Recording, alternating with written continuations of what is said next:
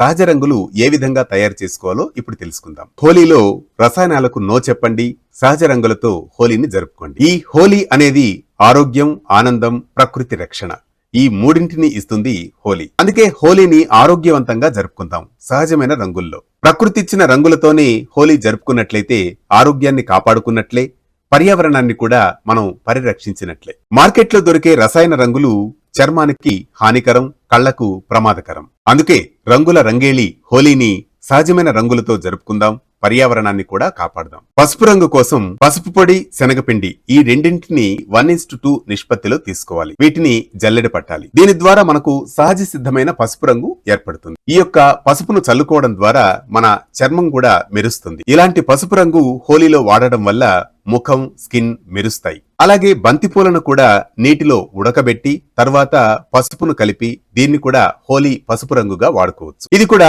Natural colour. ఈ reel తర్వాయి భాగం పార్ట్ 3లో చూడండి. ఇలాంటి మరిన్ని అంశాల కోసం యూట్యూబ్, ఇన్స్టాగ్రామ్లలో షేర్ చేయండి, లైక్ చేయండి, సబ్స్క్రైబ్ చేసుకోండి. మహర్షి టాక్స్ మీ ఆర్కే కొత్తకోటతో. పండుగే కాదు, రోజువారీ విశిష్టత కూడా మిస్ అవుతున్నారా? మన సంప్రదాయం మీ మొబైల్లో ఇప్పుడే డౌన్లోడ్ చేసుకోండి. వేటు న్యూస్.